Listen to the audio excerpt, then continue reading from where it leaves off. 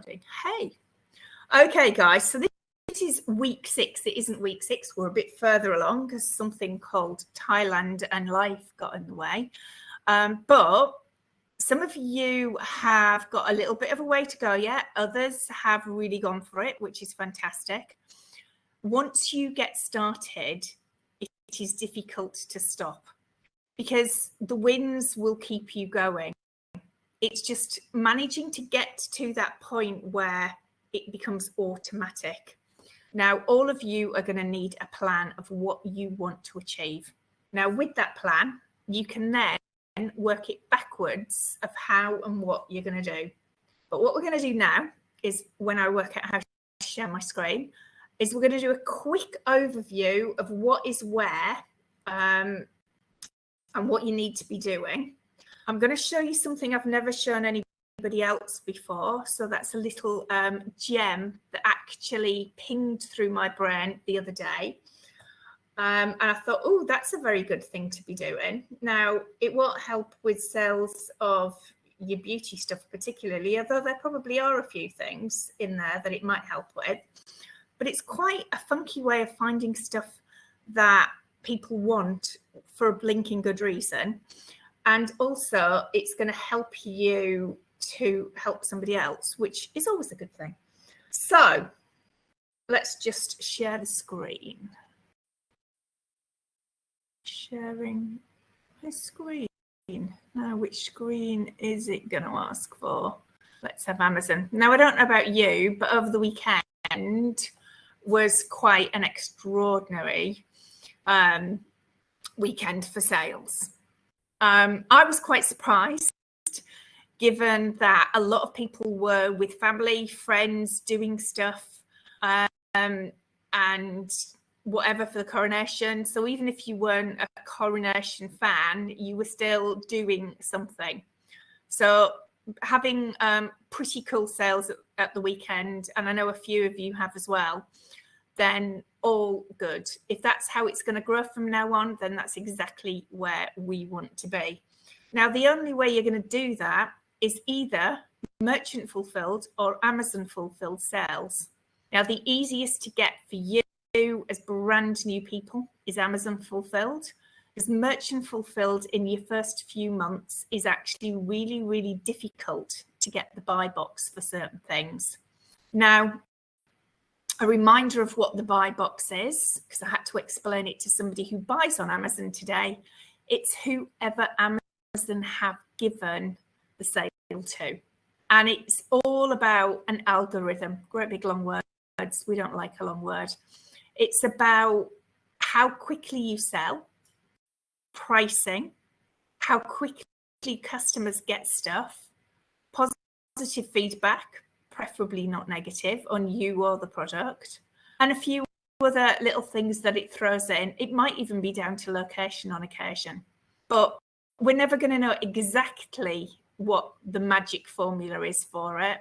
But needless to say, if you stay ahead of all of those things and you're within 5% of the cheapest, dependent on what it is, then the buy box will come round to you at some point, especially if it's at Amazon. Now, some of those are going to change. Amazon is in trouble for favouring people who send stuff into them. So at some point in the future, that is going to change and they're not going to be able to do that. How they're going to manage it then, Lord alone knows. But for now, it does tend to err on that. Now, if you're the only person who's merchant fulfilling it, you have some leeway on the price. And in a room full of people at the Amazon meeting the other day, I did let them into the secret of how you can take the buy box off Amazon, which maybe I should, maybe I shouldn't. But if they are going to go merchant fulfilled, they're going to have to get off their backsides and go and do stuff and take it to a post office or get it picked up themselves anyway. But if the buy box with Amazon is £10 and nobody else is merchant fulfilling it, you have a leeway, because if the person buying doesn't have Prime to get next day free delivery, then they're going to be charged £4.50. You can easily add an extra couple of pounds on that to cover your own postage costs and take the buy box off them. If you're going to do that, it needs to be tracked. So you're going to need to look at things like click and drop. So you can print your postage and you can see your tracking.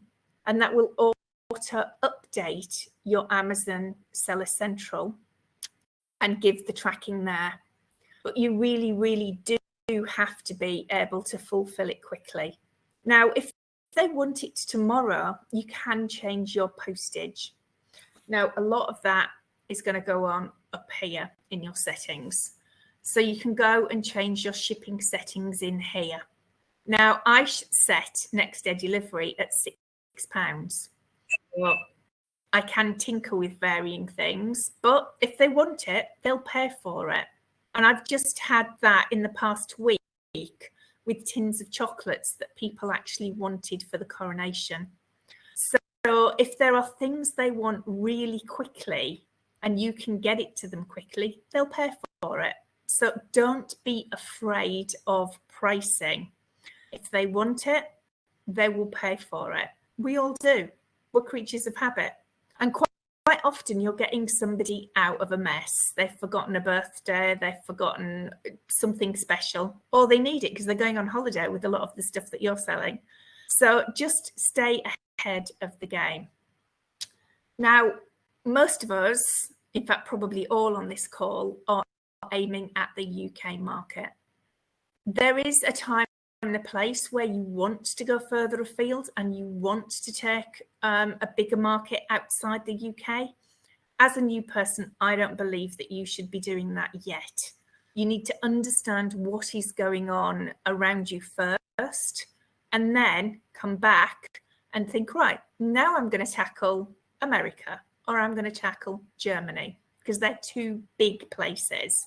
But again, you've got to make sure that you're up and ready and running well with this first. And I think you've probably got a bit of a way to go yet. Now, the fees for selling, I am a huge advocate of SellerAmp because it shows me. I know Amazon shows me too, but that shows me better. And it's probably one of the best tools I've ever used for that. But even just by listing a product and by just checking in my inventory, I can see what my fees are because it's next to each item. So the worst thing that I can do is make myself uber busy and lose money on my sales. And believe me, there's a heck of a lot of people selling what you're selling that are doing just that. I can see it in SellerAmp just by clicking on it.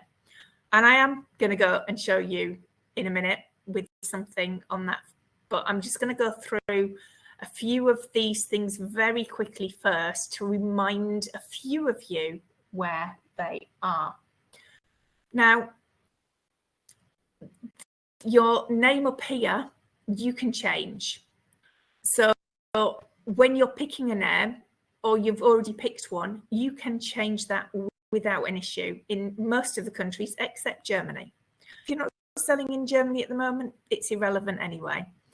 Now, by changing this here to something generic or by adding in different things, you can sell more and people will think they're in the right place. So it's down to you what you change it to. And again, all of your settings are over here. In fact, most of the settings that you're going to need to run your business are in here as well. So your return settings, changing your logins, the notification preferences, they can get a bit cumbersome. So it's sometimes helpful to have a different email for some of the stuff that you might want to look at later, but you definitely don't want coming to your phone every 5 minutes. Global accounts, you don't need right now, but your account info, just make sure it's up to date and matches everything. Right now for the newer accounts, not the end of the world, but when you hit 15,000 euros, and you will, they're going to verify everything again. If you've changed something and it doesn't quite match, you risk the account being shut down. So you do absolutely need to make sure that everything lines up and matches. Bank accounts, address, who you are, if it's a limited company, and everything like that. on your shipping settings, and I'm going to go straight into this, when you start selling, you need to make sure that something is turned off. Otherwise, you're going to sell stuff where you don't want to sell it and are not going to make any money. And what you need to be turning off is your overseas shipping, because you absolutely do not want to be sending stuff abroad. So just make absolutely certain all you have switched on is your domestic shipping for the UK. So you can see here that we've added varying bits and pieces in here. So here's my 1-day premium shipping, and I've got it set at £6. I've decided which are the ones that I'm going to do, but all of these are in the UK. So just make sure that you have got it turned off, please. Otherwise, I'm going to have some panic. How do I do this? Sorry, where's the menu for switching it off, Amanda? Mine, Paul, can you mute yourself, honey? Thank you. So mine, for whatever reason, is currently not showing overseas at all. But if you just click on edit, you should be able to see most things. So domestic is UK and international is underneath it. So just click edit and make sure it is not turned on. So not ticked. If I tick this, it'll kick in international shipping. Amanda, can I ask a quick question on that? Because we're set to like UK for standard shipping and stuff like that. I've noticed on a couple of orders that I've had going to Northern Ireland that if you're sending to Northern Ireland, it's more expensive when you're buying shipping from Amazon. So don't do it through Amazon, do it through Parcel to Go. Yeah, I've just been doing it so as it keeps the VTR up and just making it for ease of using the Amazon. But because there's been a few that's come up, like the Isle of Man, it charges you more for that. And I know, I've got mine changed. I've added an extra £2 for that. But see, like for Scotland, Outer Hebrides, Inverness, and all that, that's still within mainland. So I would charge you extra for that. Is there a way of just putting like Northern Ireland and Isle of Man separately? So all of these here, you have an option to change. So Out of Hebrides, Royal Mail will charge you more. Northern Ireland, Amazon will charge you more. Channel Islands and Isle of Man, they should be the same price. They're not. I know they're not. That's why I change it and add a little bit. But you can either change all of them or none of them. Right, because I wouldn't charge. I'm not being biased to Scottish people, but I mean, Inverness is only up the road, you know. Royal Mail are going to charge you more. Right. I've not noticed that when I've been buying it through Amazon. It has really been Isle of Man and Northern Ireland. But if I can work out how to separate those two, I'll change it.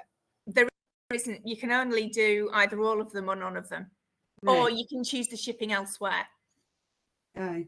So if you're using Parcel to Go, that's possibly your cheapest way of doing it anywhere else. But make sure you've got the tracking. Okay, cool. Thank you. Okay. So edit will open up all of them, and you can go and edit and change, but makes absolutely certain this box is unticked, please, or you're in trouble. Yeah? Anybody found it ticked on? Or you're just going to stay quiet and not tell me? Yeah, ours is ticked on. Okay, you might want to turn that off. That's why they charged me 50 quid, innit? No, that's this is for shipping. This is different. Okay. So do we get where to change that? Because this is really important. Yes, maybe. Cool. Okay. Information and policies. Now, those of you who are a limited company, people can find who you are in 15 seconds with a search of your company number at Companies House. If in information and policies you put your telephone number, I'll find the rest of you who haven't done that and aren't showing everything else. But that's where you can put little messages of who you are, where you are. What you don't do is put another website for people to come and find you. Just put something nice if you really want to put anything at all. Otherwise, Amazon gives you something that is just generic. Right now, your tax settings for most of you, you're not VAT registered. When you are, that's going to be where you're going to change it and add it. So I'm just going to click back to home again. We got any questions before we look at something else? Hello, can you hear me?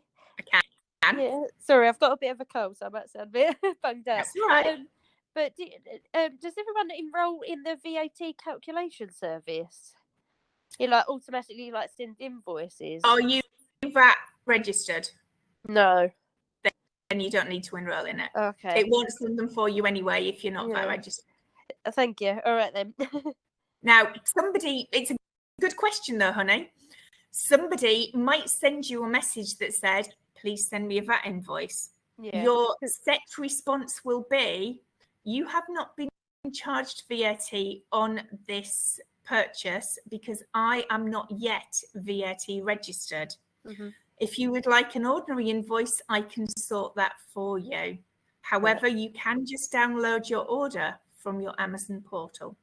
Okay, because there was something saying you had to do it in like one working day or something, so I panicked a bit. No, you don't, because you haven't charged them VAT. Right. Okay. Good.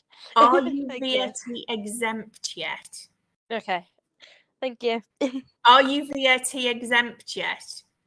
No. Right. Can you drop a message in the group and say, please, can you give me the form to become VAT exempt? Okay. It is in the group, Right. but what I'll do is I'll find it and I'll tag you in it. And then what will happen is everything that you have sold to date, you will get all the VAT, so all your fees, all your shipping and everything from Amazon. They will turn you VAT exempt until you go to 85,000 turnover in sales. And then they will give you a refund of all that you've paid so far. Going forward, all your fees will be VAT zero. Oh, okay. Thank you. Now, I'm just getting onto that then. So the reason being is your agreement as a new seller is with Amazon in Luxembourg. One of their rulings is if you are a business but not yet VAT registered, they will give you it VAT exempt.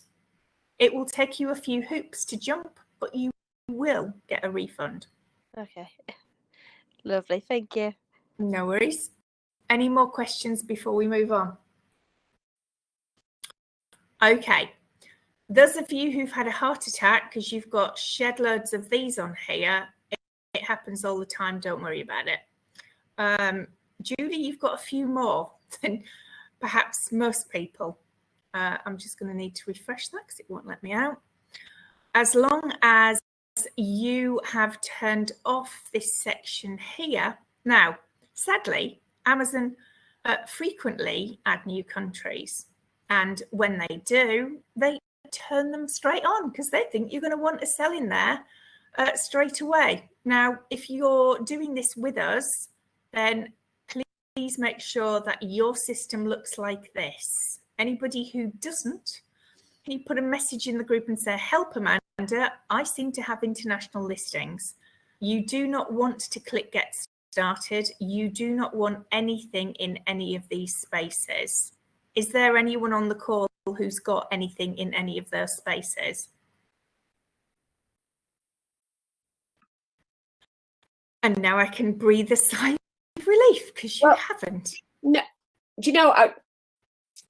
Where did you go into? Just go back for me. Did you go into the list globally? Yes. I haven't got anything in there. Okay, that's fine. That's cool. So list globally, wherever it's gone, is here. Yeah. Yeah. Oh, right. No, because I clicked in wrong thing. Yeah. Okay. As long as it looks like this, or it doesn't have anything with numbers and listings in it. Yep. Perfect. Thank you. That's fine. Mine doesn't look like that. Does it not? What have you got? 1 second. I'm just gonna, because I'm flicking between two screens. I knew it wasn't gonna look like that after this weekend. It just says your last report has expired in Amazon.de. Okay. Is your top one in United Kingdom? Yes. Okay, so you're not currently in your Germany one. Because if you flick between all of these, it'll take you to a different view anywhere. Yeah, So so as when I long clicked on as- this, Go when on. I from the home page, when I clicked on that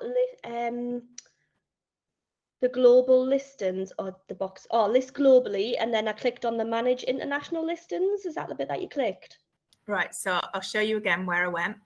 1 second. So- I'm on the main screen, Mm-hmm. manage international listings, the green bar at the bottom. Yeah. So when I click on there, it takes me to here. Mine kind of looks like that, but it's got a thing about reports and asking us, did I want to generate a new report? Stay on the call afterwards and let's have a look at it, yeah? I knew something was a cropper after me, little Italy sales over the weekend. Right, we need to turn that off. Okay. Not the end of the world right this minute, although it's probably cost you quite a lot of money. But we'll look at that later. I mean, it might be you are far enough ahead that we might turn them back on again, but you need to make sure you're making money on them. But right this minute, I'd probably have it to this for now. Okay. Anybody else got any abnormalities that they want to share? Cool. Right. So I'm going to ask questions now because I've talked too much as usual. So anybody not got all of these lovely little shortcuts across their top of their thing? Anybody just got a blank line, a blank black line here? So you've all managed to... We haven't put any little tabs on ours yet. We ain't got that far. Okay, so who wants to share with me and tell? It's Julie, isn't it? I can't see who's speaking. Do you mean Jane? It's Jane, is it? Okay, I can't see who's speaking. Right, so who's going to share and explain how we get these tabs across here? What do I have to do?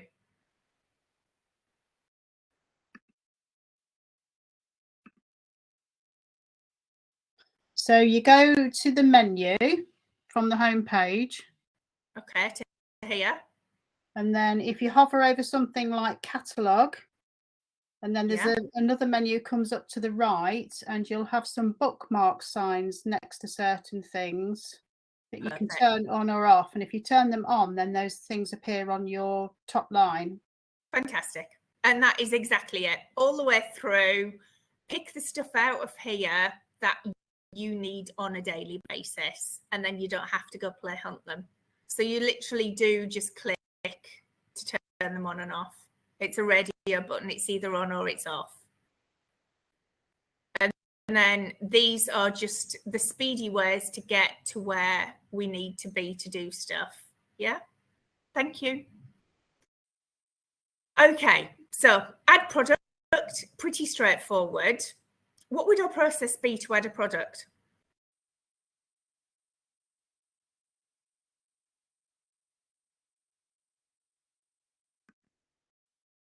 Who's going to be brave?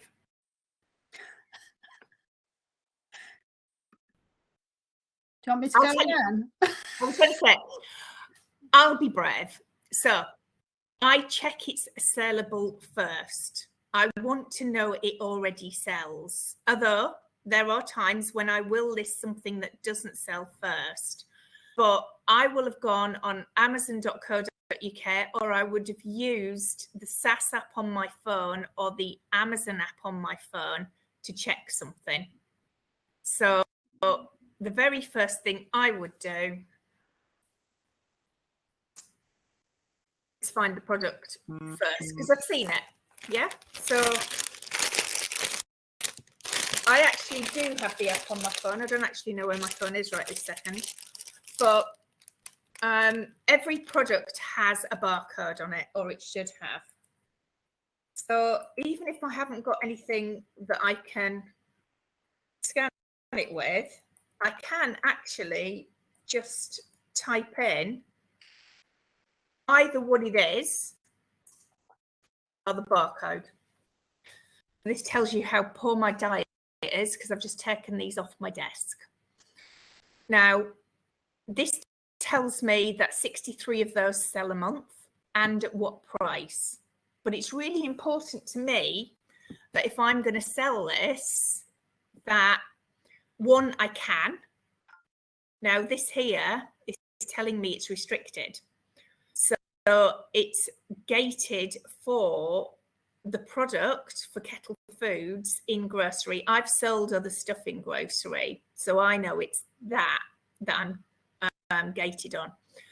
Now, to ungate in general, you need an invoice, but occasionally it might let you. So in this particular one, it's asking me to watch the anti-counterfeiting policy, and it's actually telling me it's the brand it wants me to ungate. Am I a reseller, distributor, a manufacturer, or a both? What am I? Reseller.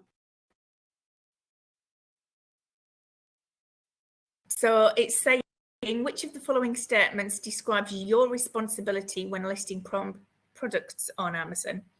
Once I'm approved to sell in a category, I can sell any product without needing to vet the product. I don't need to review every product I sell on Amazon, because I'm sure Amazon will just remove the product if it isn't allowed. If another seller is already selling the product on Amazon, then I can assume it is allowed to be sold on Amazon. Or I'm responsible for all products I sell on Amazon and for understanding whether they violate the law or are otherwise restricted from sale on Amazon. What would I pick?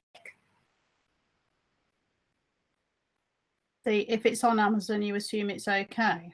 No. Right. So basically what they want you to do is take responsibility for everything that you're doing. Now, it could be... Amanda, are you wanting us to see that on your screen? Because Can you not see it? We've just got Seller Central dashboard. Okay. Hang on. I'll put my wavy hand down now. I like your wavy hand. Yeah, I can't see it anywhere. Hang on. It's a cool wavy hand. Shall I send you some more emojis while she's messing? I thought you were just blocking Mark out. We're not even doing that again. Here we go. There you go. Oh, that wasn't the one that I wanted you to see, though, was it? Huh. That's not helpful. Have we got emojis running all over the screen again? Right, here we go. Is it that one? Can we see?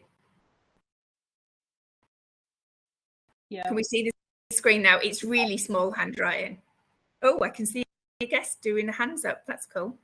Okay, so the next one. If you list products for sale on Amazon that are illegal or otherwise in violation of Amazon policies, the following consequences could result. Please select the best answer. Okay. Your offer for the products in question may be removed. Your eligibility to sell in a particular category may be removed. Your entire seller account may be blocked in the case of more severe offences, such as selling an illegal supplement, or all of the above. All of the above. All of the above. Okay. Which of the following represent a best practice when selling on Amazon to ensure compliance with our policies. Assign one or more employees to be responsible for reviewing each product you plan to sell. This employee should have a deep and up-to-date knowledge of the products as well as the industry, including laws applicable to those products. Carefully review our restricted products policy, including the examples of prohibited listings and your product catalogue on a regular basis. This includes any products that are included in inventory feeds or uploaded using an automated system. If buying inventory from a source other than the manufacturer, apply extra diligence to understand the provenance of the products and the legal framework in which they may be sold. When in doubt about whether a product may be sold, do not list it. If selling drugs or supplements, understand the ingredients in these products and research whether they are permitted. All of the above. All of the above. All the above. All products I intend to sell are authentic. Counterfeit, replica, or knockoff products are prohibited on Amazon. And you only have one choice. So now it wants an email and a telephone number. Now, what it hasn't asked me for in this particular instance is what? ID or verification. Don't normally need that for that, but we do normally need something. An invoice. Absolutely. Invoice. Absolutely. Now, it may be because my account is 9 years old, or it may be because it doesn't need it on this particular product. So there's varying different things. You might see something slightly different. I've just seen there's a chat. I'll look at it in a second. So in general, if I'm going to get ungated on something, I will do it after 10 o'clock at night. Now, the main reason for that is it goes to a different place, and probably 80 or 90% of the ones that we do after then go through first time. They don't always. But let's submit and see what happens. Oh, okay. I am approved. So that was endless, wasn't it? Now, if I wanted to go and list this, this is the ASIN, yeah? So it's that code I need to list that product. In all fairness, as a single thing of kettle chips, that's not going to happen because it's too low in price. So I've already determined that £15 to £25 is a really nice place for a reasonable profit.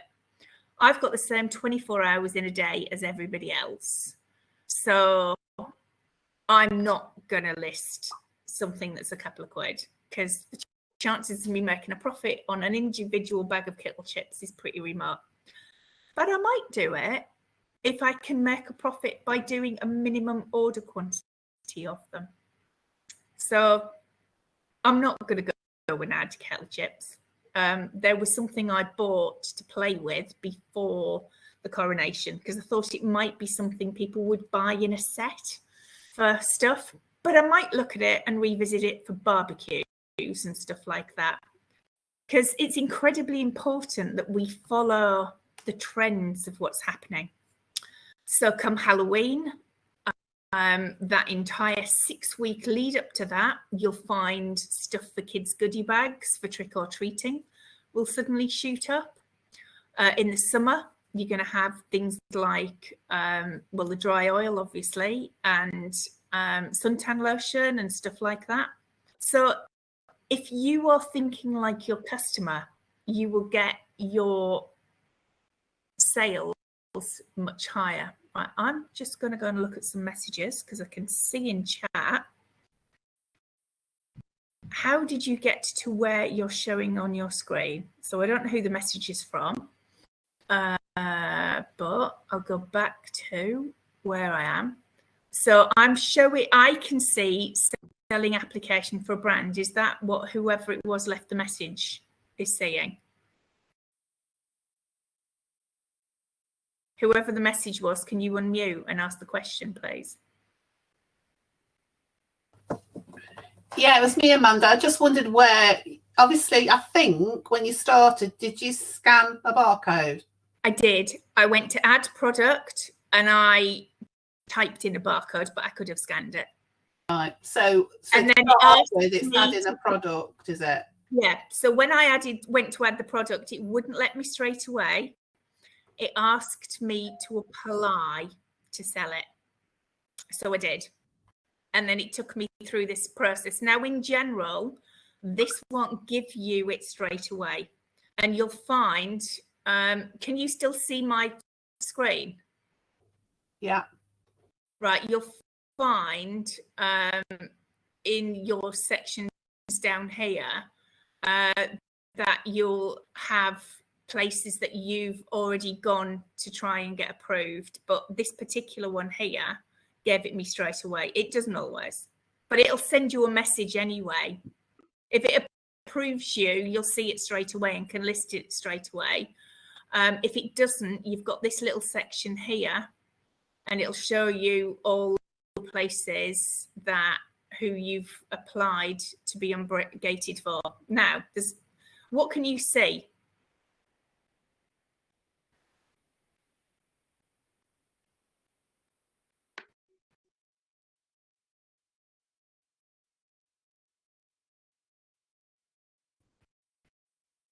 Sorry, are we supposed to be looking at a screen? Oh, is it coming through?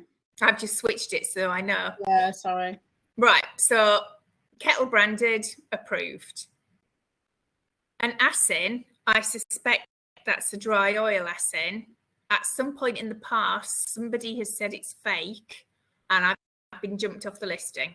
So I need to get it reinstated. This company here has branded products that are not theirs, and naturally they're not going to let me do it. Some point in the past, it's asked me to get catalogue authorization for Avon. At another training session in the past, we found Kate Spade, which is a high-end brand, and it's only in draft because I didn't actually want that. This particular product here, we found somewhere and I was declined. Now there's a message there that says why. So if I really did want it, I can go and approve, I can go and apply again. But everything in here started off with add product.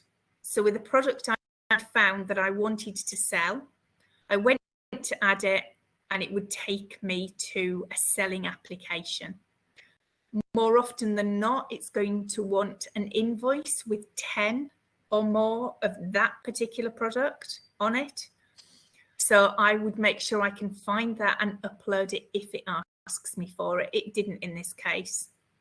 More expensive brands, I think it probably would have done. Do we get what that process is? Is there anybody that's confused by the process of listing something and getting authorization for it?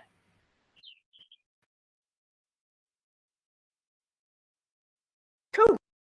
So you can all go and list something. This is kind of to get the category that you want to sell in with this. So what it'll ungate for you, if you need the brand ungating, it'll ungate the brand. If you need the category ungating, it will also ungate the category. So that particular product was in grocery, and it might have been a subcategory of grocery as well. I can't remember, but I can now sell kettle crisps in grocery. So I can sell anything in grocery probably, and kettle crisps. So if it's got a brand on it, so we'll say Schweppes is in grocery as well. There's too many S's in some of these things. And if I go to try and sell that, it might ask me to ungate Schweppes as well. But in general, in grocery, there'll be quite a lot I can sell now. And the chances are if it ungates you automatically for one, it will do some more. Until you go and show them that you're sending stuff out or not sending stuff out, then you'll have to jump even more hoops if you're slow on sending stuff out or not doing what you're supposed to do. I thought we had more questions, but we don't. So Kim says, if I send in suntan lotion, would this be cast as hazmat? Probably not. I'd be quite surprised if suntan lotion is hazmat. I've got a question. So, obviously, while we're building his inventory up, because you were talking about seasonal products, in my head, I'm trying to think, right, don't go too seasonal, Louise. Build your core line up. So, what percentage of your product range would you have as seasonal?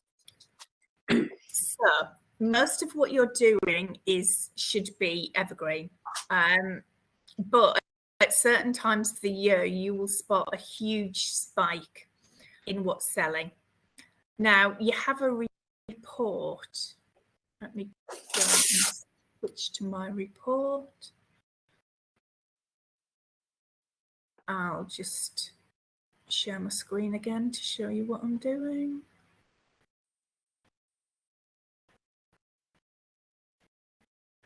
Right, so you've got reports and business reports. Can everybody see that? Yes? No? Maybe? So Yeah. I'm going into business reports. So this bottom one down here will actually give you all of your products that you've sold in the last 30 days. If you download that report into Excel and you search it, then you can actually work out how many are selling of each line, and you may have the opportunity to sell more. But by looking at everything that is selling, and just, for example, you've got £500 to spend, go through that and see where you can spend that best. So what's going to make you the most money? Now, if it happens to be that the majority of it is seasonal, then what you're going to do is pick the most seasonal stuff. So if, for example, out of, so let's have a look, what have we got? 100 sales today. So out of those 111 units, I would say 80% of that is seasonal in one way, shape or form. So it'll be hand cream, it'll be dry oil, there will be some gifts in it, and a lot of that was chocolate. So even today we've done quite a bit of chocolate. I'm trying to think what went out today. A lot of dry oil, a lot of hand cream, some suntan cream, some after sun. So we've got a window for dry oil, which is basically when the sun starts. So though, to be fair, we've sold some every single month this year. You will see massive spikes in it in June and July, and that'll be the periods when people are going on holiday. So always make sure that you're maintaining some of your other good lines, especially the ones with the biggest profit in. But if once a week you pull this report and have a good look at it and work out which ones are actually giving you the best return, then always make sure you've got at least a couple of them covered. Otherwise, when the seasonal either gets really silly on pricing and you're making very little on it, you're actually keeping up on the stuff that people regularly buy off you. So you will get somebody who comes back month after month for bubble bath or for a gift or for hand cream or skincare. So don't neglect those customers. Make sure you've always got a small amount of stock of most things, but don't go bonkers on them. And then if you do need to replenish them more than you normally do, then happy days, because you'll still keep your sales going. But a lot of what you're doing is evergreen.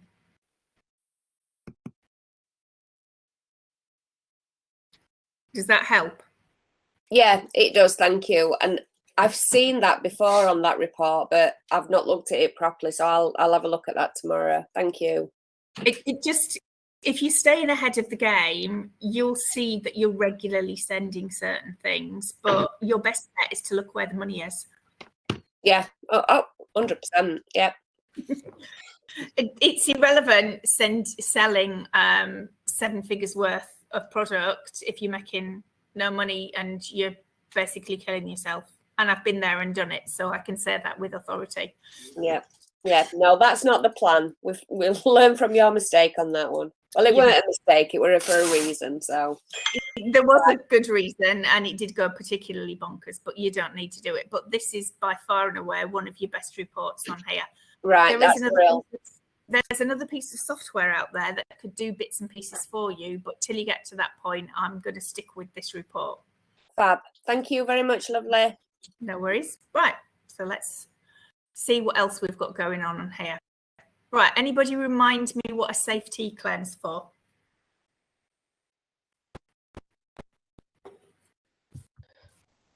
To dispute a return. A specific type of return. What type of return?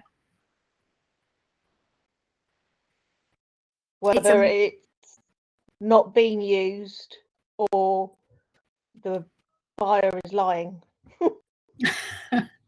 Yes, all of those things. It's a merchant fulfilled return though. So for example, they've told Amazon, so there's only specific reasons why Amazon will give them a free return label, and they've picked one of them. So they've said it's not as described or it's used. In fact, we had that the other day. We had somebody do a return. They sent us a message that said, this is used. And they said, here's a picture. It's used, empty, and not in a box. So the picture they sent us was probably 3 or 4 years old, because the lids have changed on that particular product. And they bought 2. Now, they then sent me this picture and Amazon the picture saying this bottle was opened, it didn't come in a box, and it's empty and used. Now, it hasn't come back yet, but we've already told them that we know what they're playing at, and the fact that they've lied to Amazon and said, oh, by the way, that picture is of a bottle that stopped being made 3 years ago.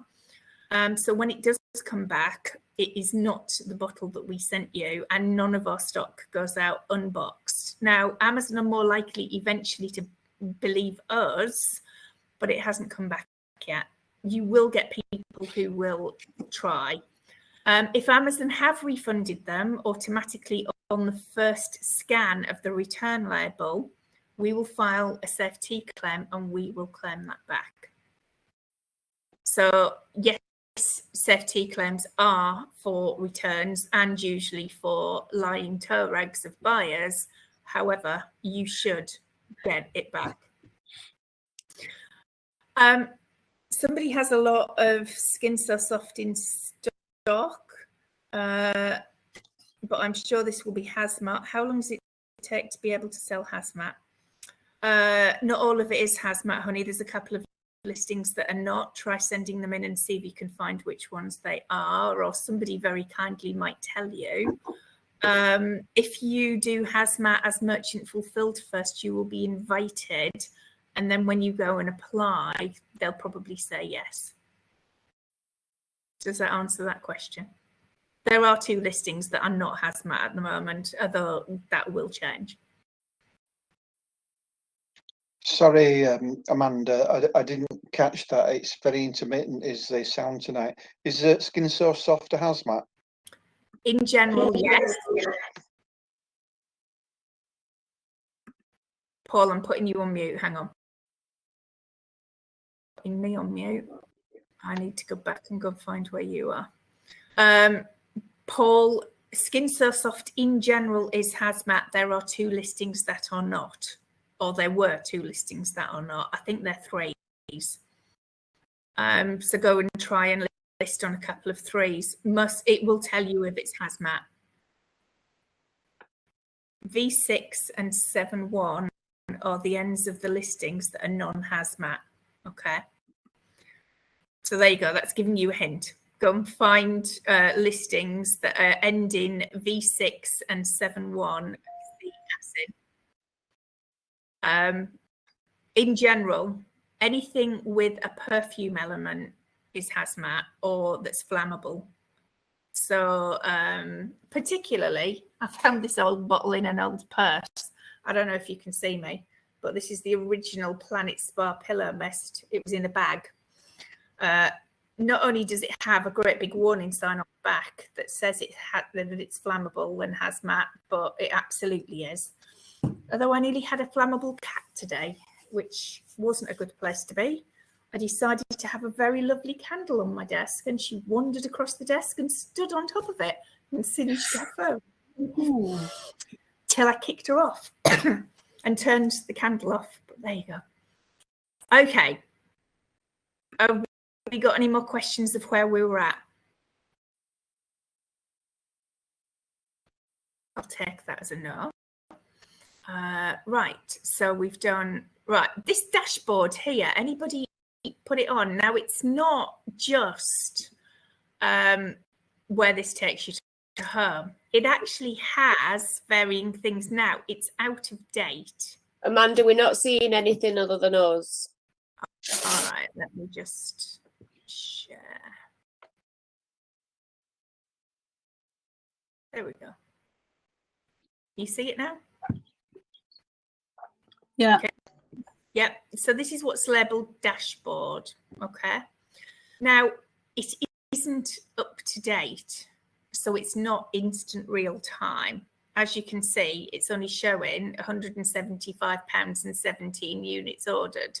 So it's not actually where it should be. But what it does do is show your IPI, your Inventory Performance Index. So that's the number that's on the front. Now, some of you won't have this yet because you haven't sold enough yet. And it's to do with stock that you have at Amazon. So it's telling me what to restock.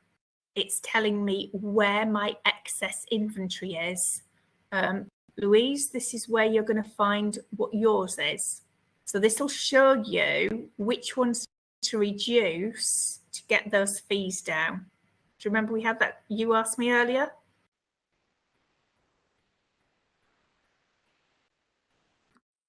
Yes.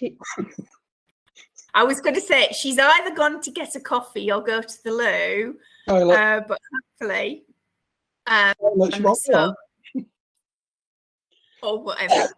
So you need the dashboard, and if you go and have a look here at your excess inventory, so it's telling me I've got 80 units there, so I'll go and see what the heck they are tomorrow. It's also telling me what I'm selling through on. So this is going to actually help you to send in stuff that you are selling through on. So by using the dashboard regularly in a week, you can actually go through and stop where you're getting silly inventory. So it's telling me I've got 16 items here that are over 270 days. Now, I happen to know what they are, and for some reason they're stranded and a pen in the bum to get it sorted. The one I'm more worried about is this 7. So I need to go and find out what are these sitting here and see, do I need to do anything with it? However, as my inventory units for 270 days is only going to incur me a 92 pence cost, I'm really not too concerned about most of what's going on there. So if yours is showing you an awful lot more of that, there are some people from last summer who would have had a ridiculous amount of fees in here. If you are getting massive fees, you're not profitable. So you need a balance of sending stuff in, clearing it through, and regularly doing stuff.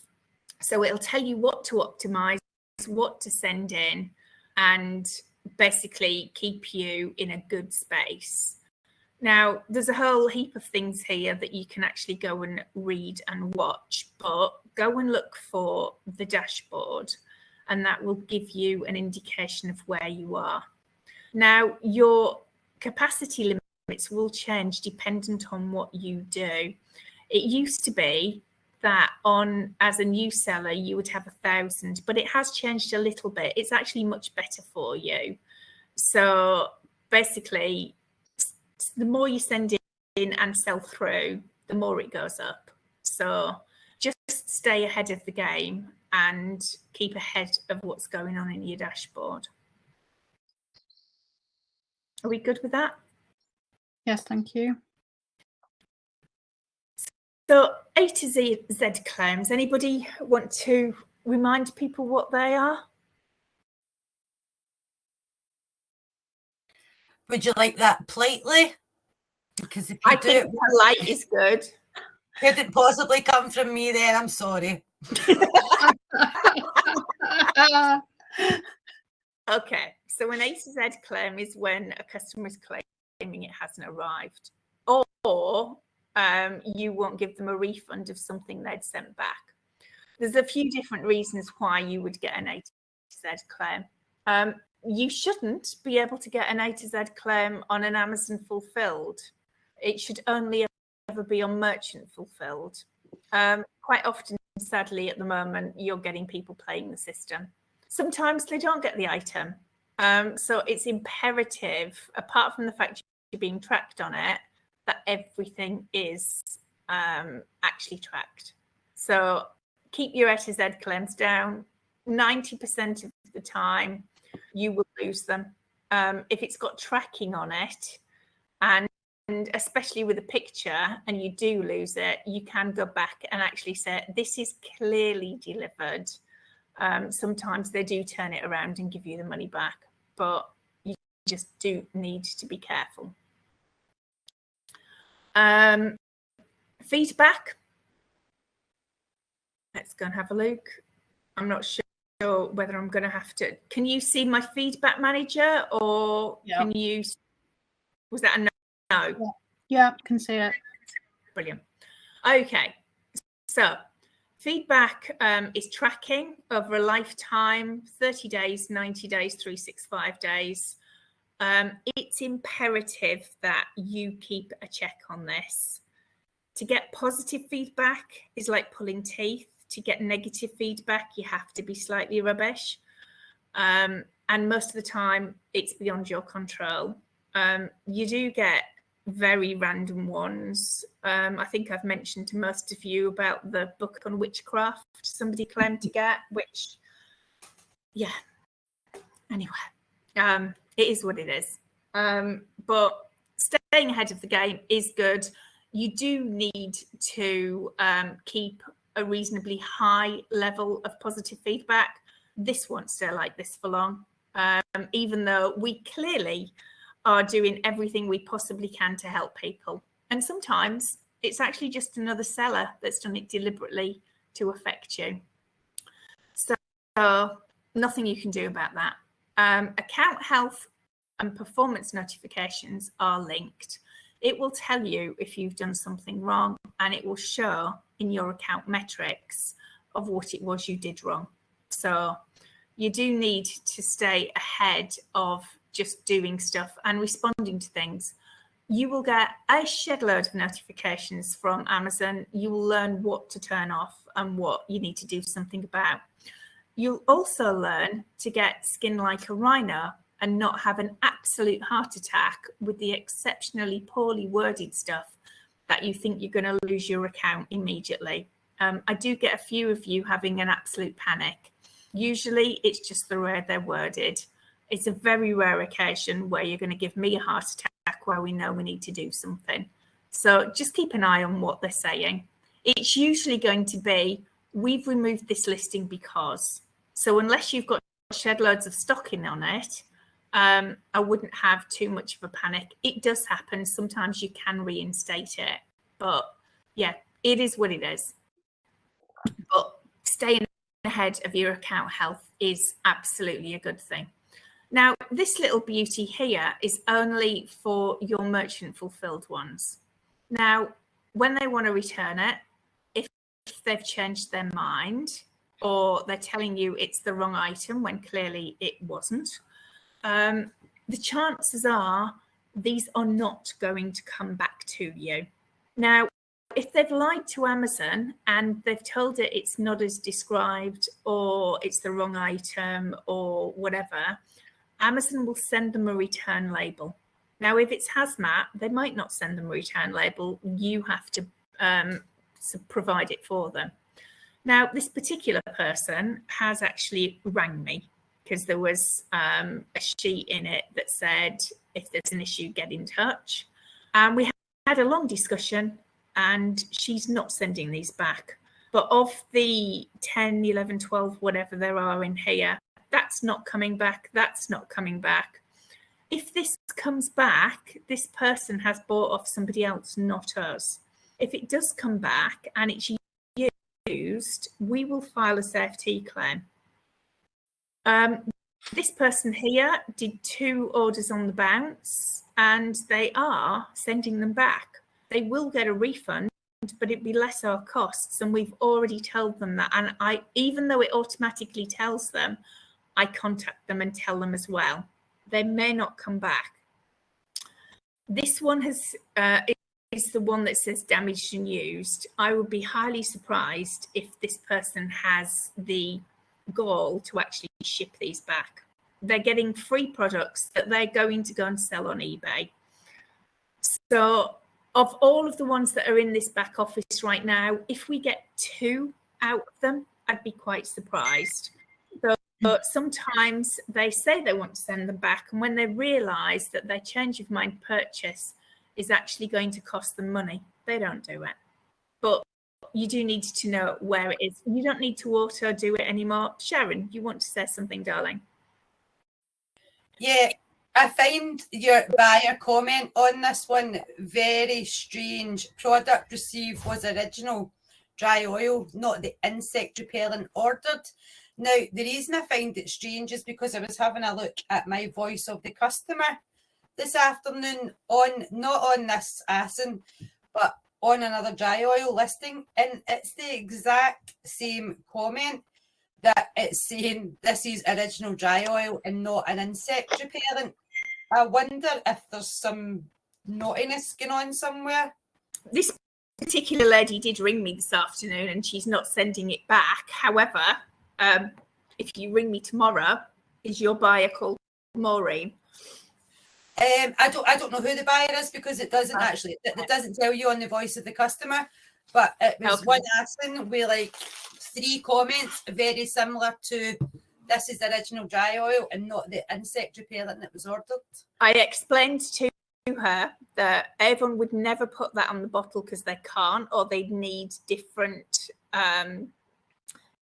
selling restrictions, and most of the listings are written by other people, and she was perfectly happy with that. Julie, yeah, a couple of things. I mean, a few years ago, Avon did put a bug symbol on the bottle, and I'm just wondering whether somebody's got an old bottle and they're saying it's not the same because of that. Could be. They can't put that anymore because the restrictions on bug spray is very... I won't even share these 101 uses of Skin So Soft, because the liability of something being damaged is just horrendous.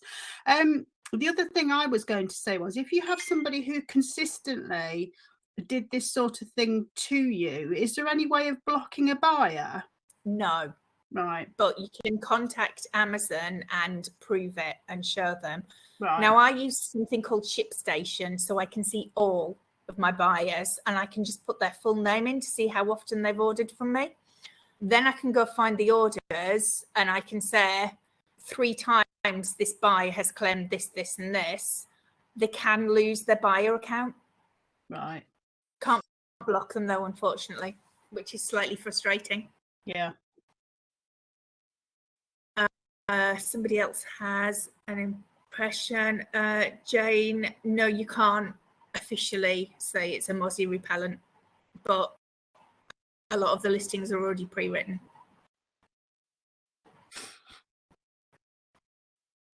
Okay. So we've done returns. We've chatted about business reports. There's lots of business reports. That's the best one to play with. shipments, this is just stuff you're sending in. So it's tracking what and where and how and when and whatever.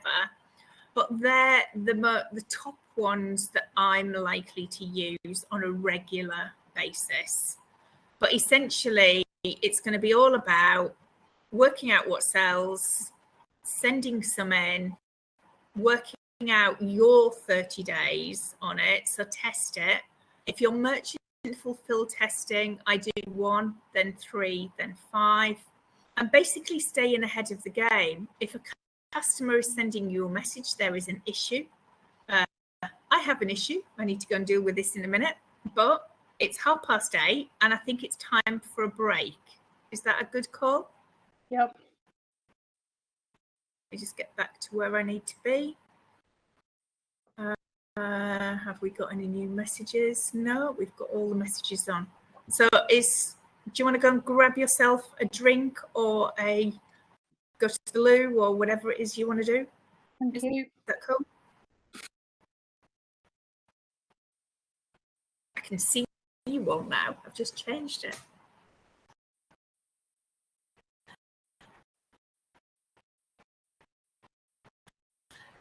It's absolutely tipping it down here.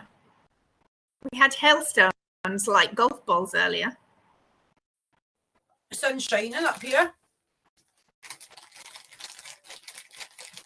We had sunshine earlier. I think my washing's still out. Or not. Alan's brought it in. Good boy.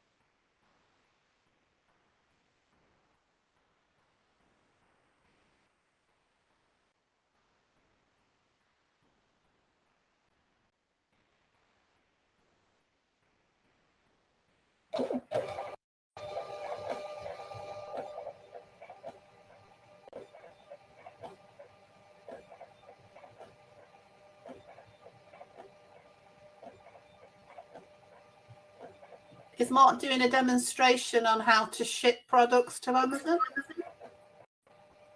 I don't know, darling. Let's have a look. Oh, yeah. He is. And look, just got it on my right hand side. Easy. Those little sellotapey things are brilliant, aren't they? Don't need to be on desk because then you don't cut yourself on it. You see. You know what? The amount of times I used to walk into that blasted thing and put a cut across my legs. Yeah, well, when they're up there, they're out of the way. You're so organised in that little warehouse as well, Mark, aren't you? Look at you. Well, that's because I think you're showing off, actually. Wait till he comes down here and sees what we've done. James is showing off. At least Louise gets you working anyway. That's good, isn't it? I like to see a bloke working in the background. I never stop, Jane. I never stop. She don't let me. What you don't see is that little whip she's got down there. We've got a shipping plan to do. That's good. How many have you done this month? Pardon? How many have you done this month? Not a lot, to be honest. I do 2 a week. Usually, Did my picture last night spur you on, Louise? it did, yeah. Do you know what? I was laid there last night. I'm thinking I really should do it, and I'm thinking I really can't be bothered. But since I got my bloody storage feed, it's like I've had a right good day in office. I've been going through everything.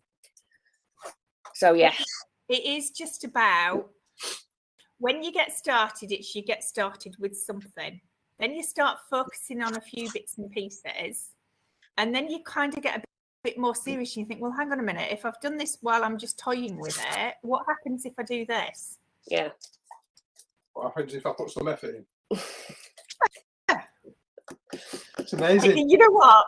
So at the event the other week, and I know it was based on the people who were in the room, but I did nearly fall off my chair, and I did have my mouth full when they called me out a couple of times to get something.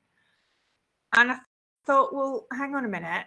I've got these, and I really don't remember putting that much effort into it. What would have happened if I'd have actually kicked myself up the backside and told myself to get over myself and get on with it? It is, and you know what? From it being a £64 morning, it's a £288 kind of night so far. So that little bit of work is yeah. We did. You know what? Today's been a very good day again. Yesterday was a very good day. So, and it is across the board different stuff. It is.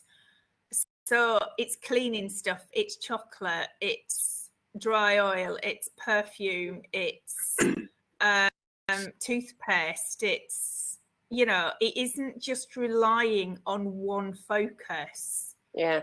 And if you take in a little bit of good profit at different things, then happy days.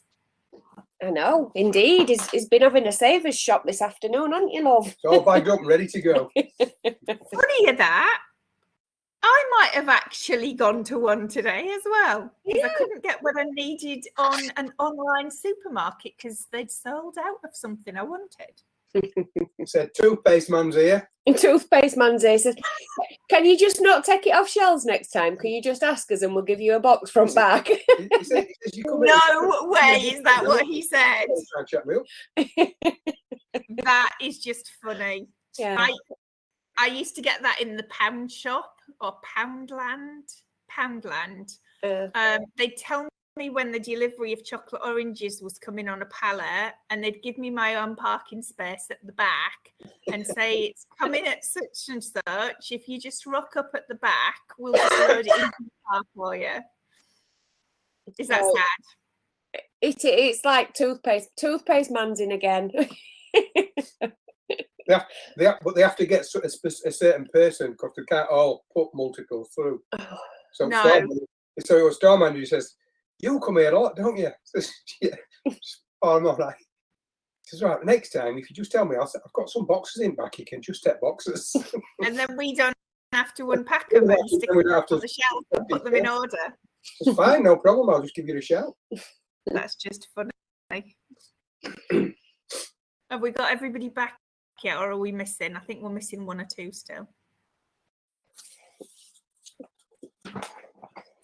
How funny were that, though, that within 2 days from being at conference last Wednesday, that attraction had sold.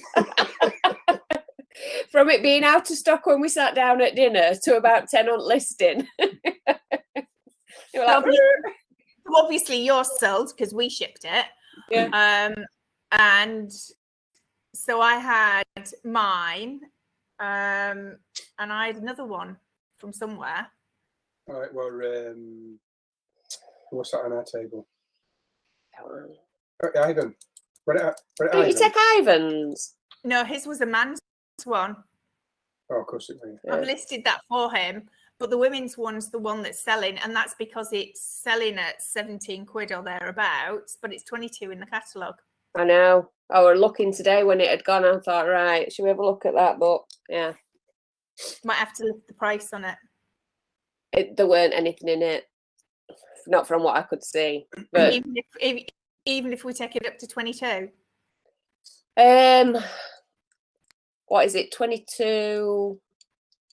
I don't think there were a lot in it, because yeah, my book's out and I did look at it and I just thought, I'll wait for that to come on offer. We know it moves. I just want to show you. So I ordered something on eBay, I think. Of something that was an old product that I could still make money on elsewhere.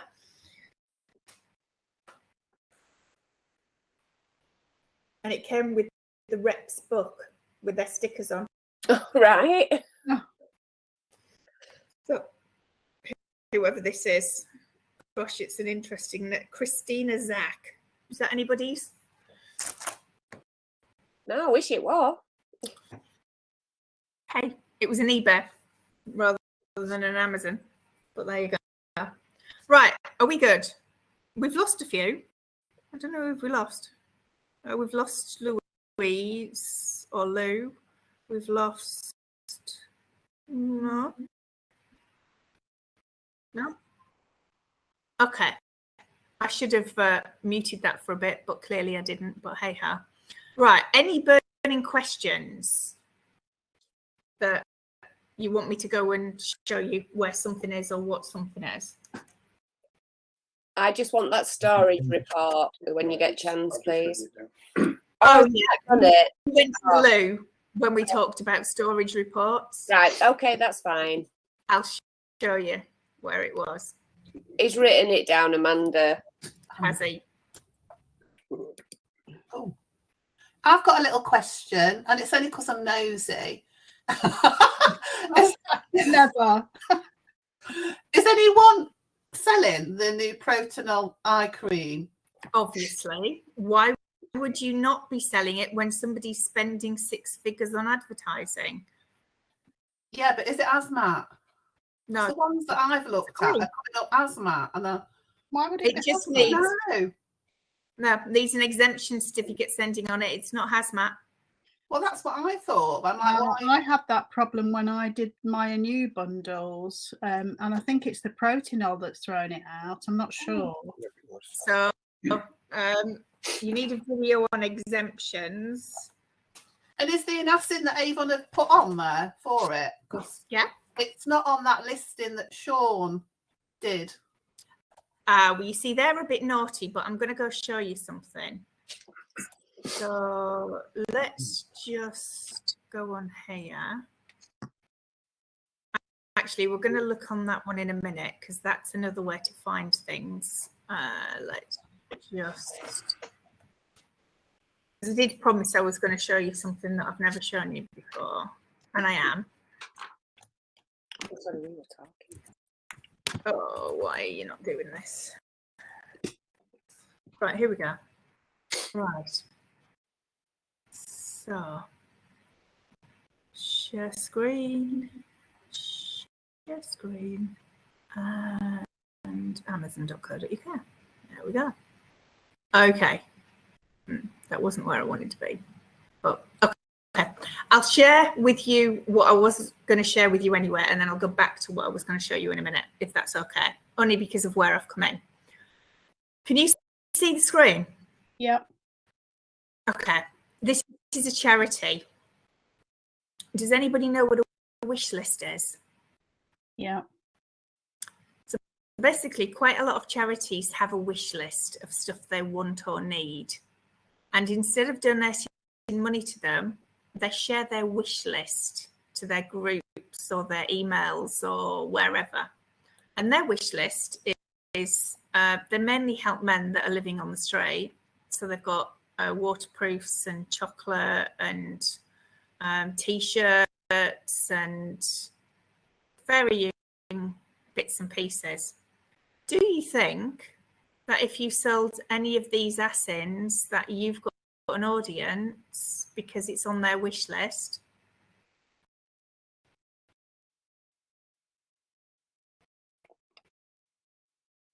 Now, if you pick a bigger charity, this is a local one to me, but if you just type Amazon wish list for a charity either in your area or that you support, and go and have a look and see what it is they want and need, then go type wholesale for them. Right, I happen to know for a fact these biscuits are sold in Costco, as are these.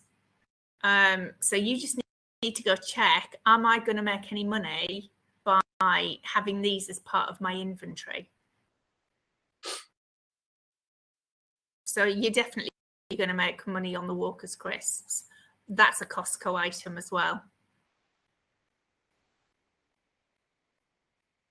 Now, this is out of stock and it's on their wish list. Nobody's got any. That's out of stock. It's on their wish list. Nobody's got any.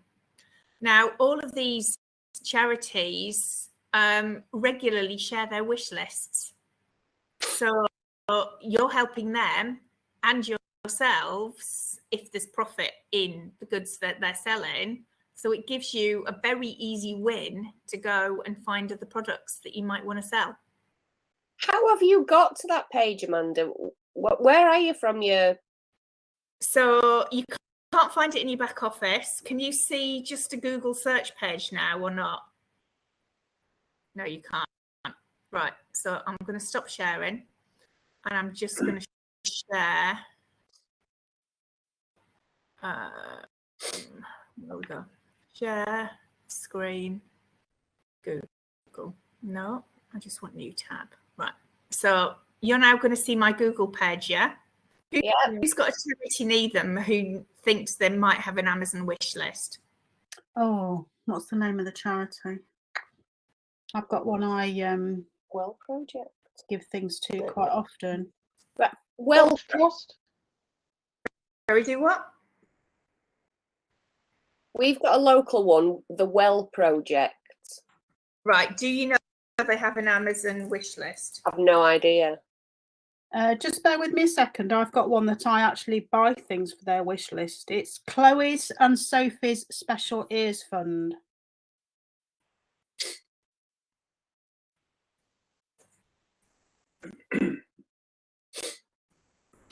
Amanda, just a quick question on that. How did you find out if the charity's got an Amazon wish list?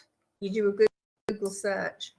And if they actually share it, then there you go. So on Facebook, this company here is going to give you their link. So just Google it.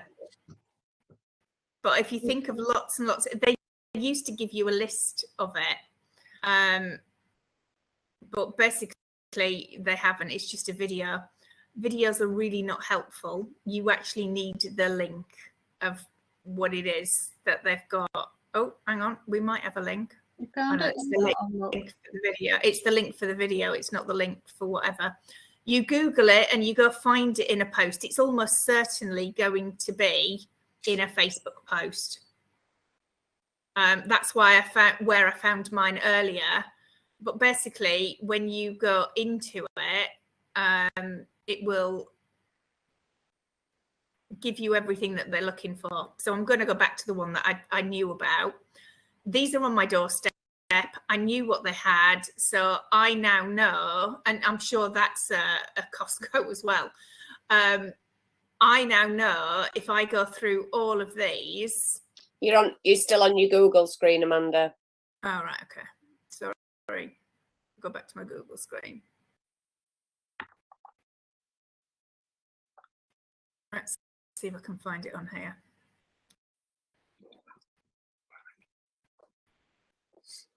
Now, if they're very useful and they put it up here, then you can find it quite easily. But normally in their page, they'll actually very kindly give you the wish list.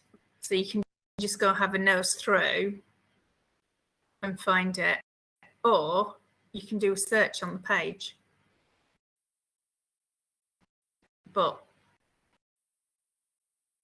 I'm just going to go back to mine.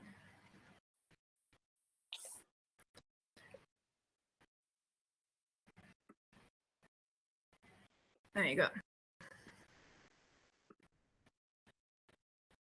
But there's some big charities out there with some good wish lists. So I I was selling shed loads of Zoflora because one of the animal charities wanted it. And we actually realised that it was going to the animal charity because we were doing 6, 7, 8 orders. As soon as we switched to ShipStation, we could see that we were doing multiple orders to the same place.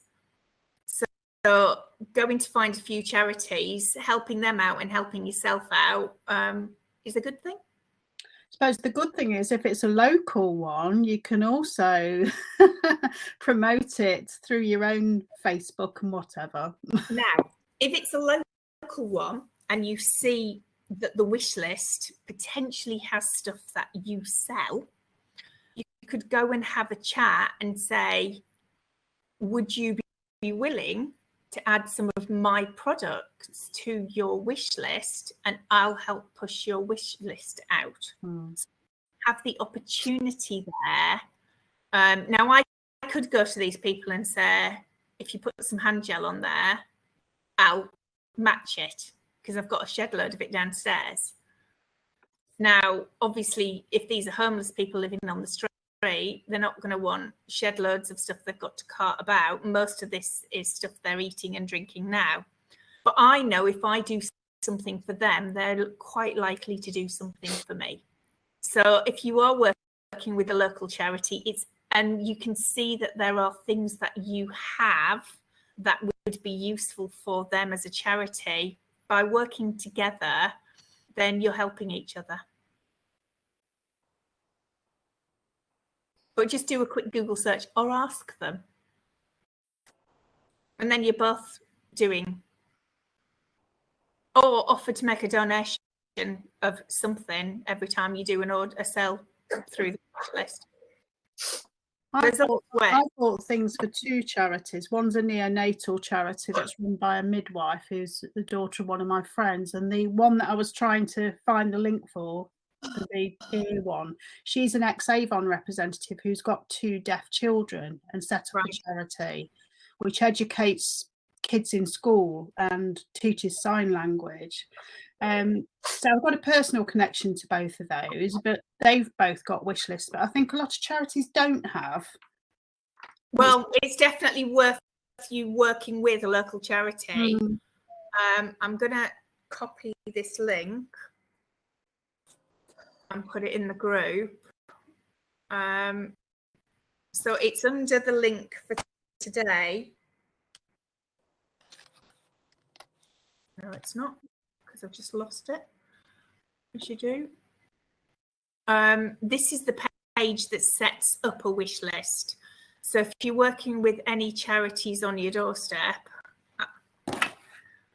I'm just going to add it to my list of videos for later on. It's quicker. So basically, if you've got any charities on your doorstep, it's a really good thing to help them get what they need. Can I just ask then? So if it's a particular product that you want, that you've got that you're selling on Amazon, we're going to give them that specific listing for us to promote? So you can give them exactly the link that goes to you that you can get off SAS, or you can just give them a listing of an ASIN you've created. So if you've done a specific bundle, then there's only you on that bundle at the moment if it's generic. And that's your way that you could add your extra value to it, isn't it? Totally. Yeah. Okay. Thank you. But if you're helping them set up a wish list because they don't have one at all, then you're helping both of you, aren't you? And if you just think about the homeless charity that you've just shown, at this time of year, they will need suntan lotion. Totally. And you could do a suntan lotion and hand gel bundle, for example, which is something useful they can carry. Absolutely. So they want the 50ml one, so they don't want the great big ones. And then you add a hand gel to it and happy days. Yeah. So it's just thinking, it's always about who you know. Yes, all right, on this, it's partly what you know as well. But if you can build a collaboration with people and you're helping each other, the world revolves around that kind of stuff. Absolutely. That's really exciting. So you're the first group to have that. Notes. So you are absolutely the first group that has ever had that. Okay. Thank you. Sounds like more work for me. Okay. Right. I'm going to share my screen again because we were back to the ASINs that are not being shared, but how do we find the stuff that's been listed? So let me just show you again because I'm sure we've done this. So share screen, and it's called Amazon wish list still anyway, but we're going to change it hopefully. So I've given you this link for the wish list. So if you are working with any charities, you can help them go set up a wish list. And if you're very lucky, they might let you put one of your listings on it. Okay. So you can create your own wish list. Too many S's again today. What is going on here?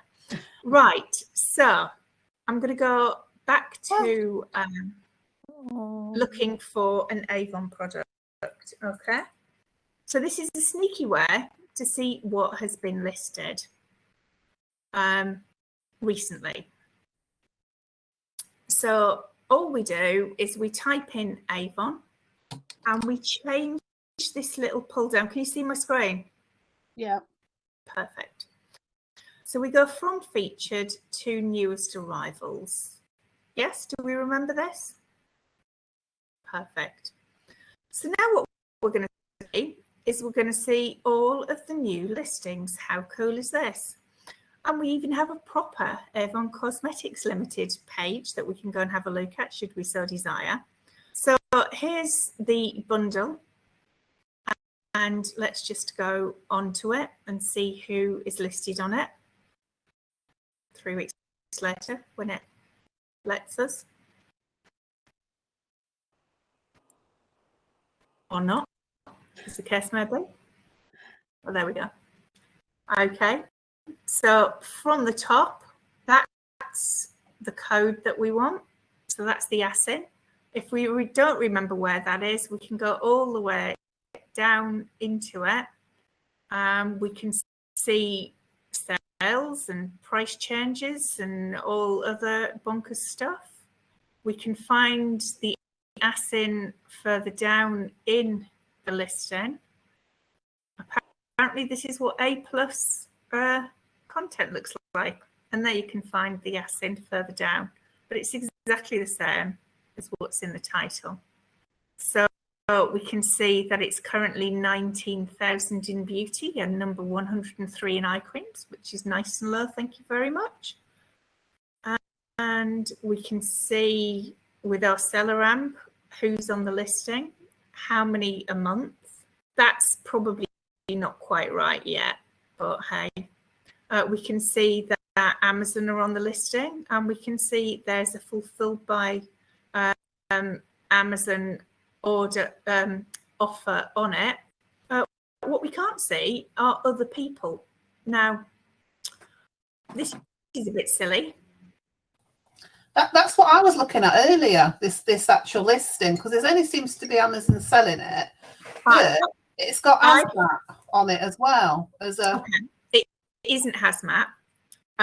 It's only showing us hazmat because somebody's been lazy and not put the correct information in.